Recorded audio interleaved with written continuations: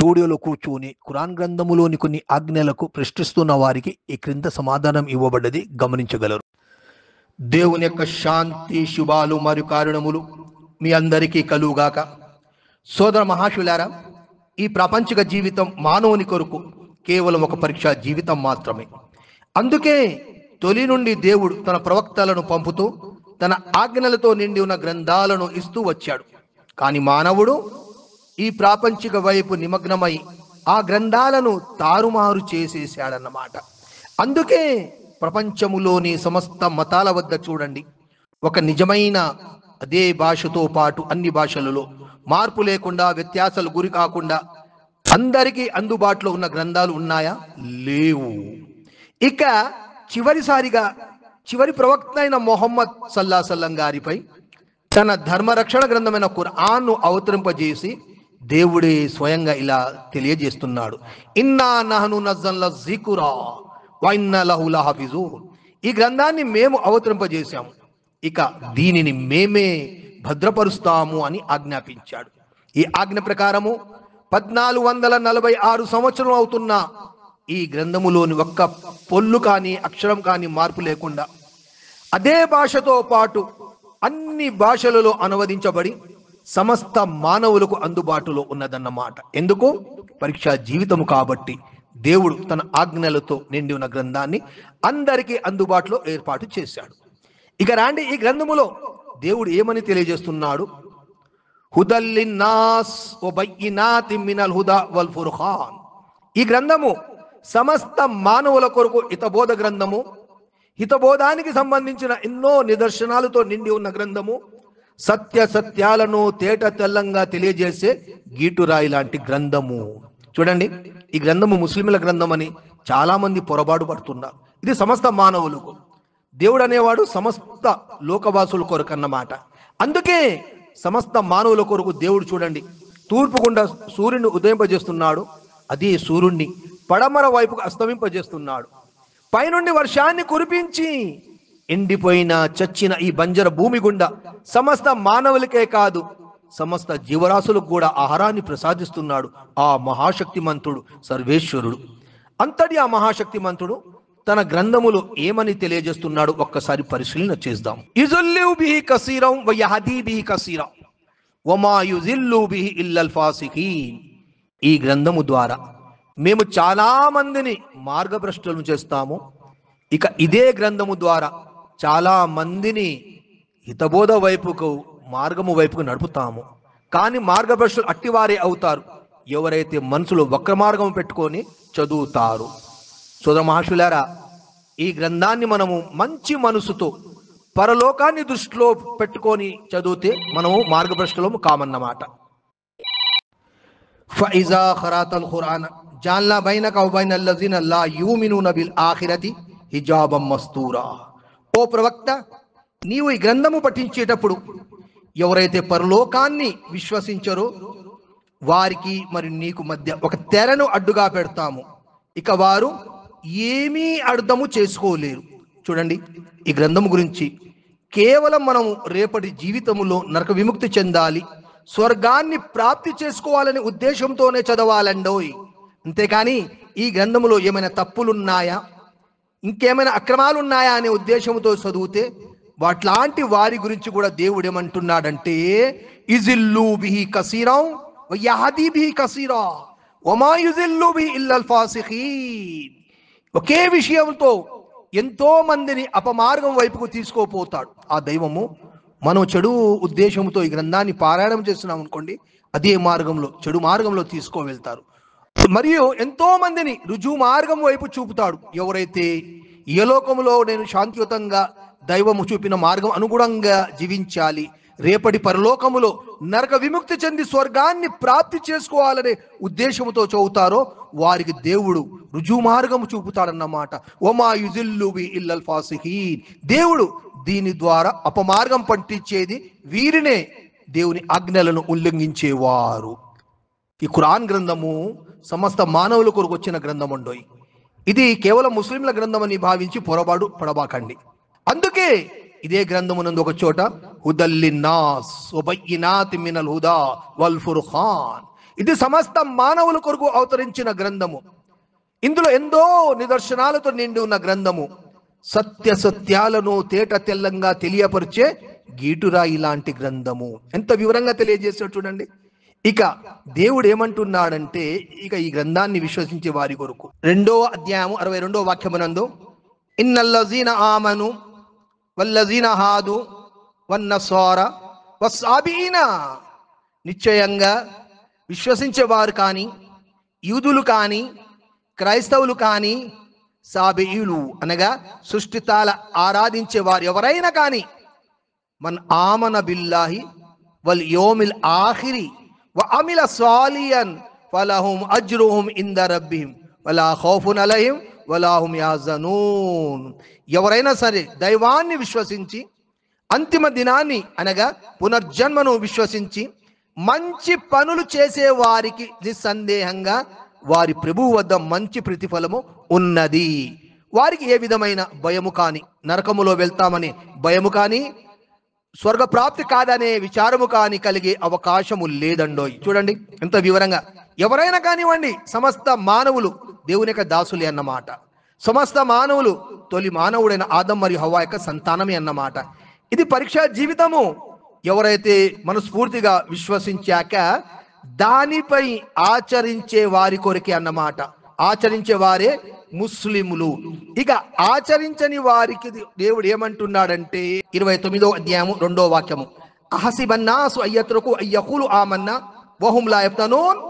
మేము విశ్వసించాము అని అన్నంత మాత్రాన వారిని వదిలివేయటం జరుగుతుందని, వారిని పరీక్షించడం జరగదని ప్రజలు భావిస్తున్నారా?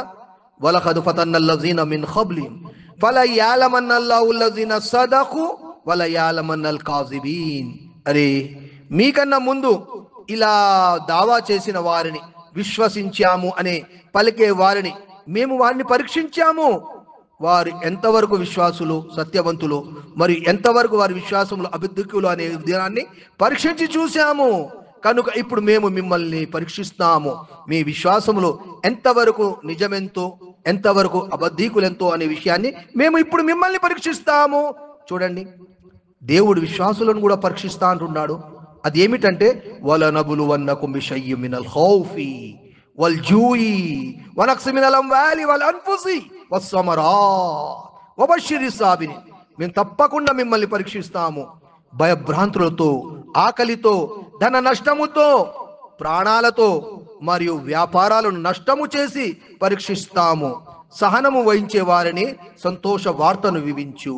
అల్లజీనా ఇజా అసాబతు ముసిబా, ఎప్పుడైతే వారిపై కష్టాలు దావరించినప్పుడు, బాధలు వచ్చినప్పుడు, ఆరోగ్య సమస్యలు కలిగినప్పుడు, ఖాలూ ఇన్నా లిల్లాహి వ ఇన్నా ఇలైహి రాజిఊన్. వారు ఏమని అంటారంటే, మేము దేవునికి చెందిన వారము, దైవము వైపుకు ఒకనాడు వెళ్ళిపోయే వాళ్ళము అని ఇలా పలుకుతారన్నమాట. ఇది పరీక్షా జీవితం అండి. అంతేకాని మిడిమిడి జ్ఞానముతో ఖురాన్ గ్రంథములోని కొన్ని పదాలను తీసుకొని దానిని వక్రగించి ఈ గ్రంథాన్ని తారుమారు చేద్దామనే ప్రయత్నము చేసే వారి గురించి దేవుడు ఇలా ఎన్నో విషయాలను తెలియజేస్తున్నాడు. ఎందుకంటే ఈనాడు కొందరు స్టూడియోలో కూర్చొని కాఫిర్ అని ముస్లింలు మమ్మల్ని హిందువులను అంటున్నారు అని ఒక వ్యక్తి స్టూడియోలో కూర్చొని ఇలా ప్రశ్నిస్తున్నారు. కానీ దేవుడు ఎవరిని అంటున్నాడు ఇక్కడ గమనించండి. అసలు కాఫిర్ అంటే ఎవరు? ఈ ఆజ్ఞను కాస్త గమనించండి.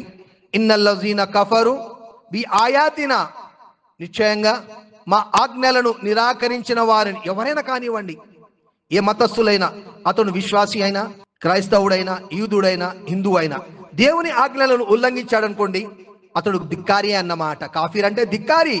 సౌఫ నుస్లిహిం నారా, మేము వారిని అగ్నిలో పడివేస్తాము. కుల్లమా నజిజ జులూదుహుం బద్దల్నాహుం జులూదా, వారి శరీర చర్మము కాలి కరిగిపోయినప్పుడల్లా బద్దల్నాహుం జులూదన్ గైరా, దాని స్థానములో మేము మరొక చర్మాన్ని సృష్టిస్తాము. లియజూఖుల్ అజాబ్, వారు శిక్షను బాగా రుచి చూడాలని. ఇక్కడ అందరూ వచ్చేసారండి.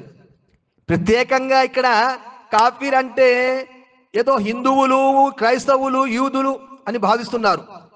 ముమ్మాటికి కాదన్నమాట. ఎందుకంటే దేవుడు ఇదే విషయాన్ని మరొక చోట ఏమంటున్నాడంటే, ఇన్నల్లజీన ఆమను, నిశ్చయంగా విశ్వాసులు కానివ్వండి, వల్లజీన హాదు, యూదులు కానివ్వండి, వన్నసారా క్రైస్తవులు కానివ్వండి, వస్సాబిఈనా అగ్ని ఆరాధకులు సృష్టితాల ఆరాధకులు కానివ్వండి, మన్ ఆమన బిల్లాహి సర్వేశ్వరుని విశ్వసించాలి, వల్ యోమిల్ ఆఖిరి పరలోకాన్ని పునర్జన్మను విశ్వసించాలి, వ అమిల సాలిహన్ మంచి కర్మలు చేయాలి. ఇక్కడ అందరూ వచ్చేసారు కానీ ఇక్కడ ఈ విషయంలో ముస్లింలు కూడా వచ్చారు, యూదులు వచ్చారు, క్రైస్తవులు వచ్చారు, హిందువులు వచ్చారు, విగ్రహారాధకులు వచ్చారు. వారందరినీ కలిపి ఏమంటున్నాడంటే మన్ అమిల సాలిహన్ మంచి పనులు చేయాలి, ఫలహుం అజ్రుహుం ఇంద రబ్బిహిం అలాంటి వారి ప్రతిఫలము వారి ప్రభువు వద్ద ఉన్నది. నిశ్చయంగా విశ్వసించే వారు కానీ, యూదులు కానీ, క్రైస్తవులు కానీ, సాబీలు కానీ అనగా అగ్ని ఆరాధకులు సృష్టితాల ఆరాధకులు కానివ్వండి, ఎవరైనా సరే దైవాన్ని, అంతిమ దినాన్ని అనగా పునర్జన్మను విశ్వసించి మంచి పనులు చేసే వారికి నిస్సందేహంగా వారి ప్రభు వద్ద మంచి ప్రతిఫలము ఉన్నది. వారికి ఏ విధమైన భయము కానీ విచారము కానీ కలిగే అవకాశము లేదు. ఇక చూడండి, ఇక్కడ కాఫిర్ అనే పదము ప్రత్యేకంగా ఒక మతస్థులకు అనబడలేదండి. ఎవరైనా కానివ్వండి, సమస్త మానవులలో దేవుని ఆజ్ఞలను ఉల్లంఘించి విచ్చలవిడిగా ఎవరైతే జీవిస్తారో వారందరూ దేవుని దృష్టిలో కాఫిర్ అన్నమాట. కానీ మిడిమిడి జ్ఞానముతో మీరు మమ్మల్ని కాఫిర్ అంటున్నారని ఒక వ్యక్తి స్టూడియోలో కూర్చొని మరీ కొన్ని ఆజ్ఞలను తీసుకొని చూపిస్తూ ఎగతాళిలాగా ప్రవర్తిస్తున్నారన్నమాట. కనుక సోదర మహాశులారా, ధర్మరక్షణ గ్రంథము ఖురాన్లోని కొన్ని వాక్యములను చివరి పదాలను తీసుకొని ప్రజల మధ్య తప్పుడు సంకేతకాలను వ్యాపింపజేస్తున్న వ్యక్తి. ఇవి వాక్యములు ఏమిటంటే 2వ అధ్యాయము 256వ వాక్యము, లా ఇక్రాహ ఫిద్దీన్ ఖద్ తబయ్యన రుష్దు మినల్ గయ్ ఫమన్ యక్ఫిర్ బిత్తాగూతి వయుమిన్ బిల్లాహి ఫఖద్ ఇస్తంసక బిల్ ఉర్వతిల్ వుస్కా. ధర్మ విషయములో నిర్బంధము కానీ బలాత్కారము కానీ లేవు. సత్యవాకు అసత్య వాక్కుల నుండి సుస్పష్టము చెయ్యబడింది. ఇక నుండి శైతాన్ను తిరస్కరించి అనగా విచ్చల వీడిగా ప్రతి చెడులో నిమగ్నము చేసే విధానం అన్నమాట. సర్వేశ్వరుడైన అల్లాను విశ్వసించిన వాడు సుస్థిరమైన ఎన్నటికి విడిపోని ఆశ్రయం పొందినట్లే. చూడండి సోదర మహాశులారా, ఈనాడు మనం ప్రపంచంలో గమనిస్తున్నాము ఒకే పదము ఖదఖామతి స్వలా, ఖదఖామతి స్వలా. దైవ ఆరాధన కొరకు లేవండి, దైవ ఆరాధన చేయటం కొరకు నిలబడండి అనే ఈ పదము చెప్పగానే సెకండ్లలో 50-60 లక్షల మంది కాబా గృహము చుట్టూ చేరుకుంటారు. ఎలాంటి చప్పుడు కాకుండా, ఎలాంటి ఆరాటలు పోలాటలు కాకుండా నిమిషాలలో దైవ ఆజ్ఞ ప్రార్థన చేసుకుంటారు. ఇది రోజుకు 5 సార్లు సల్పే విధానము. హజ్ సమయమున 3 నెలల వరకు 50-60 లక్షల మంది ప్రతిరోజు ఈ విధంగా ఆడతారు. ఇక మామూలు సమయం అని అంటారా, హజ్ కాని సమయంలో లక్షల మంది ఇదే ఆరాధన చేస్తూ ఉంటారు.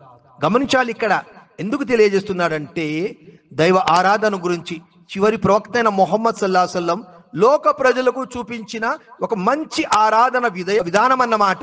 కనుక సోదరమాషులారా, ఇంకా కొన్ని విషయాల్లో తప్పుడు సంకేతకాలు చేసిన ఆజ్ఞలను చదివి వినిపిస్తాను, గమనించండి. కాఫిర్ అనే పదం యొక్క పూర్తి అర్థభావాన్ని గమనించండి. ఇన్నల్లజీన కఫరు బి ఆయాతినా సౌఫ నుస్లిహిం నారా.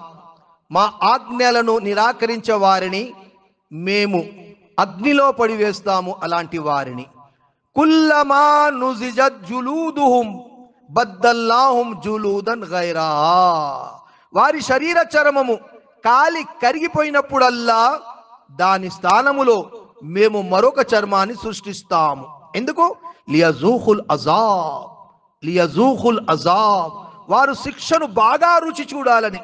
చూడండి, ఇప్పుడు ఇక్కడ ఒక మతస్థులను ప్రత్యేకించి చెప్పబడలేదండోయ్. ఇక్కడ ముస్లింలని ప్రత్యేకంగా లేదు, హిందువులని లేదు, ఎవరైనా కానివ్వండి. ఇన్నల్లజీన కఫరు, ఎవరైనా ముస్లిం అయినా, ముస్లిం యొక్క పండితుడైనా దేవుని ఆజ్ఞలు ఉల్లంఘిస్తే సౌఫ నుస్లిహిం నారా అన్నాడు. అలాంటి వారిని మేము అగ్నిలో పడివేస్తామన్నాడు. ఇక కాఫిర్ అని మమ్మల్ని చెప్పేవారు అని స్టూడియోలో కూర్చొని పలికే వ్యక్తిని ఆలోచించాలి. ఇక్కడ మిడిమిడి జ్ఞానంతో ఖురాన్ గ్రంథంలోని కొన్ని విషయాలను ఇలాగ పరికరిస్తే దేవుడు కూడా అతనిని అదే మార్గంలో తూసుకో వెళ్ళిపోతాడు. వౌమ్లీ లహుం వ ఉమ్లీ లహుం, మేము అదే వేగంలో వదిలిపెడుతూ ఉంటాము. ఇన్న ఖైదీ మతీన్, పిదప అతన్ని ఎలా పట్టుకుంటామంటే అదే స్థితిలో ఉంటూ దేవుడు అతన్ని మరణం అనేది ఇస్తాడన్నమాట. పిదప ఇలాంటి వారు దైవాన్ని మరణ సమయం రాగానే ఖాల రబ్బిర్జిఊన్, ఖాల రబ్బిర్జిఊన్, ఓ ప్రభు, ఓ దేవా, ఒక్కసారి మమ్మల్ని ప్రపంచములో పంపివేయి, లాలి ఆమలు సాలియన్ ఫీమా తరక్, ఇప్పుడు మేము మంచి పనులు నీవు ఆజ్ఞాపించిన ఖురాన్ గ్రంథంలోని ఆజ్ఞల ప్రకారం చేస్తాము, వేటినైతే మునుపు మేము చెయ్యలేదు అని అంటాడనమాట. దానికి జవాబుగా దేవుడు ఏమంటాడంటే కల్లా ఇన్నహా కలిమతున్ హువ ఖాయిలుహా, అరే నీవు చేసేవాడివి కావు, నిశ్చయంగా నువ్వు పలుకుతున్నావే కానీ ముమ్మాటికి నీవు చేసేవాడివి కావు అని మరి ఇలా చెప్పి దూతలకు అప్పగిస్తాడు. ఇక దూతలు అతనికి తీసుకుపోయి బగబగా మండే అగ్నిగుండములో పడివేస్తాయండి. వారు ఎవరైనా కానివ్వండి, ఏ మతస్థులైనా కానివ్వండి, ఈ పరీక్షా జీవితంలో దేవుని ఆజ్ఞల ప్రకారం ఎవరైతే జీవించరో, దానిని ఉల్లంఘిస్తారో, అలాంటి వారిని దేవుడు రేపు తీర్పు దినాన్న పరలోకమునందు దూతలకు అప్పగించి భగభగా మండే అగ్నిగుండంలో పడివేస్తారు. అప్పుడు అక్కడ వారి చర్మము కాలి మసయ్యి బూడిదవుతున్నప్పుడు మరణాన్ని కోరుకుంటారు, కానీ వారికి మరణము రాదు. అప్పుడు దేవుడు ఏమంటాడంటే, అరే నీ ముందు నా ఆజ్ఞలను చదివి వినిపించినప్పుడు నీవు ధిక్కరించినావు కదా, కనుక ఇప్పుడు నువ్వు ఈ శిక్షను రుచి చూస్తూ ఉండు అని చెప్తాడన్నమాట. ఇక రెండో ఆజ్ఞ 3వ అధ్యాయంలోని 28వ వాక్యాన్ని, ఆ వాక్యాన్ని తప్పుడు అర్థంగా వక్రీకరించారు ఆ స్టూడియోలో కూర్చొని. అది ఏమిటంటే, విశ్వాసులు తోటి విశ్వాసులను కాదని అవిశ్వాసులను తమ మిత్రులుగా తమ సహచరులుగా ఎంత మాత్రము చేసుకోరాదు. ఇక్కడ గమనించవలసిన విషయం ఏమిటంటే, విశ్వాసులు ప్రతి చెడుకు దూరంగా ఉంటూ మంచి జీవితాన్ని గడిపే వారనే విశ్వాసులు అన్నారు. అవిశ్వాసులను మిత్రులుగా అంటే ప్రతిదానిని దైవముగా విశ్వసిస్తారు, ప్రతిదానిని దైవముగా చేసుకొని జీవిస్తూ ఇహలోకానికే స్వర్గంగా మలుచుకుందామనే ప్రయత్నంలో ఉంటారన్నమాట. అలాంటి వారిని మీరు మిత్రులుగా చేసుకోకండి. ఎందుకంటే వారిని మీరు ఆధ్యాత్మిక విషయములోనండి, ప్రాపంచిక విషయములు కాదు, ఆధ్యాత్మిక విషయములో అట్టి వారిని మీరు మిత్రులుగా చేసుకుంటే వారు కూడా మిమ్మల్ని వారి మార్గంలో తీసుకువెళ్ళి నరకయాతనకు లోను చేస్తారనే ఉద్దేశంతో దేవుడు ఇక్కడ విశ్వాసులు అంటున్నాడు. ఏమని? తోటి విశ్వాసులను కాదని అవిశ్వాసులను తమ మిత్రులుగా, తమ సహచరులుగా, తమ సహాయకులుగా ఎంత మాత్రము చేసుకోరాదు. అలా చేసే వారికి దైవముతో ఏ విధమైన సంబంధము లేదు. విశ్వాసులు పరిశుభ్రమైన జీవితాన్ని గడపాలి. అందుకే చూడండి, మీరు విశ్వాసుల యొక్క సమూహ యొక్క ఆరాధన మక్కా నగరమునందు కాబా గృహములో ఒకేసారి ఒక చిన్న పిలుపు, ఖద్ ఖామతి స్సలా, ప్రార్థన కొరకు టైం అయిపోయినది, నమాజు కొరకు నిలబడ్డారు అనగానే 50-60 లక్షల మంది సెకండ్లలో నిలబడిపోతారు ఆ కాబా గృహములో. ఖద్ ఖామతి స్సలా అనగానే. మరి ఇదే విషయం మనం అవిశ్వాసుల్లో చూసాము కుంభమేళాలో. దానికి దీనికి మీరు చూసుకోండి ఎంత తేడా ఉన్నదో. అందుకే దేవుడు ఈ విధంగా అన్నాడు. మరో విషయము 5వ అధ్యాయము 51వ వాక్యమునందు, విశ్వాసులారా, యూదులను క్రైస్తవులను మీ మిత్రులుగా చేసుకోకండి, వారు తమలో తామే ఒకరికి ఒకరు మిత్రులు. మీరు ఎప్పుడైనా వారిని తమ మిత్రులుగా స్వీకరిస్తే అతడు కూడా వారిలో ఒకడుగా పరిగణింపబడతాడు. 1446 సంవత్సరాల క్రితం చెప్పబడ్డ ఈ మాట ఈనాటికి కూడా రుజువు అవుతున్నది. అసలు వాస్తవంగా చెప్పాలంటే క్రైస్తవులు యూదులను తన శత్రువుగా చూడాలి. ఎందుకంటారా? యూదులు తల్లి మరియమ్మ గారిని చెప్పరాని అంటరాని మాటలు అన్నారన్నమాట. మనం ఆ మాటలను కూడా మనం చెప్పలేమనం, అంతటి చెడు బూతులు మనకి తిట్టేశారు. అయినను ఒకరికి ఒకరు మిత్రులుగా కలిసి ఈనాడు ప్రపంచములో ధర్మాన్ని అణిచివేయాలనే ఉద్దేశంతో కలిసిమెలిసి చేతులు కలుపుతున్నారు. అలాంటి వారిని మీరు మిత్రులుగా స్వీకరిస్తే మీరు కూడా అతనిలో ఒకడుగా పరిగణింపబడతాడు అని దేవుడు అన్నాడు. ఇక ఇదే విషయము 8వ అధ్యాయము 72వ వాక్యములో, విశ్వాసాన్ని స్వీకరించి వలసపోయిన వారు దైవ మార్గంలో తమ ప్రాణాలను తమ సంపదలను వడి పోరాడి వారు వలస వచ్చిన వారికి ఆశ్రయాన్ని ఇచ్చిన సహాయము చేసిన వారు వారే అసలు ఒకరికొకరు స్నేహితులు. చూడండి, ఇక్కడ మక్కా నగరమునందు విశ్వాసులు ఒక మంచి సమాజాన్ని ఏర్పాటు చేద్దాం, శాంతియుతమైన సమాజాన్ని ఏర్పాటు చేద్దామనే ఉద్దేశముతో నిరక్షరాసి అయిన ప్రవక్త ముహమ్మద్ సల్లల్లాహు అలైహి వసల్లం గారు లోకవాసులకు పిలుపునిచ్చారు. ఆ పిలుపులో కొందరు విశ్వాసులు వారిని సహకరించి వారితో ఉన్నప్పుడు ఆ మక్కావాసులు వారిని నానా బాధలు పెట్టి అక్కడ నుండి వెళ్ళగొట్టారన్నమాట. ఆ బాధలను సహించలేకనే వారు ఎంతో మజ్బూర్ అయిపోయి అక్కడి నుంచి వెళ్ళిపోయారు. మక్కా నుండి మదీనాపురానికి వలస వెళ్ళిపోయారు. అయినను అక్కడ కూడా ప్రశాంతంగా బ్రతకనివ్వకుండా వారిపై యుద్ధాలకు వచ్చినప్పుడు వీరు అప్పుడు వారిపై యుద్ధాలు చేయటం జరిగింది. ఇస్లాం ధర్మమునందు మొట్టమొదట వీరు ఎవరిపై చేయి వేసుకోలేదండి. ఇది గుర్తుంచుకోవాల్సిన విషయము. ఇస్లాం ధర్మమునందు ఎదుటివారు ఎవరైనా యుద్ధాలకు వస్తేనే యుద్ధాలు చేశారే కానీ వీరు తొలి నుండి ముందుగా యుద్ధాలు అనేవి చెయ్యలేదన్నమాట. ఇక చివరిసారిగా దేవుడు ఏమని తెలియజేస్తున్నాడంటే 3వ అధ్యాయము 85వ వాక్యమునందు వమన్ యబ్తగి గైరల్ ఇస్లామి దీనన్ ఫల యుక్బల మిన్హు వహువ ఫిల్ ఆఖిరతి మినల్ ఖాసిరీన్. ఎవరైనా ఈ విధేయత విధానాన్ని అనగా ఇస్లాం ధర్మమును కాక మరొక మార్గాన్ని అవలంబించదలిస్తే ఆ మార్గము ఎంత మాత్రము ఆమోదించబడదు. అతడు పరలోకములో విఫలుడవుతాడు, నష్టపోతాడు, అనగా శాశ్వతంగా నరకయాతనకు గురవుతాడన్నమాట. ఎవరైనా కానివ్వండి ఇస్లాం ధర్మమును కాదని వేరే మార్గాన్ని నడుస్తే అతడు ముస్లిం అయినను ఏ మతస్థుడైనను ఇతర మార్గాన్న శైతాన్ మార్గాన్ని నడిచాడు అనుకోండి విఫలుడవుతాడని దేవుడి ఇక్కడ విషయంగా తెలియజేశాడు. ఇక చివరిసారిగా 9వ అధ్యాయము 28వ వాక్యమునందు విశ్వసించిన ప్రజల్లారా, విగ్రహారాధకులు అపరిశుద్ధులు కనుక ఈ సంవత్సరం తర్వాత వారు మస్జిదే హరాం అనగా మక్కా నగరములోని కాబా గృహము దరిదాపులకు కూడా వారు రాకూడదు. అందుకే ఆ మక్కా నగరములోని కాబా గృహము ఎంతో పరిశుభ్రముగా ఒక క్రమశిక్షణగా అక్కడ ఆరాధన అనేది సల్పడం జరుగుతున్నది. మనం కళ్ళారా చూస్తున్నాము, వాట్సాప్లందు టీవీలనందు లక్షల మంది ఒకేసారి 50 లక్షల మంది 60 లక్షల మంది ఒకే పిలుపుతో ఖదఖామతి సలా ఆరాధన కొరకు నిలబడటం జరుగుతున్నది, రండి అంటూ పిలవడం జరుగుతుంది. అప్పుడు ఆ సమయాన్న సెకండ్లలో 50 లక్షల మంది ఒకేసారి నిలబడతారు. నిమిషాలలో ఆరాధన అనేది సలపడం అనేది జరుగుతుంది. ఇలా రోజుకు 5 సార్లు అండి. ఆలోచించండి, 50-60 లక్షల మందిని ప్రతిరోజు 5 సార్లు సల్పడం అంటే అది మామూలు విషయమా?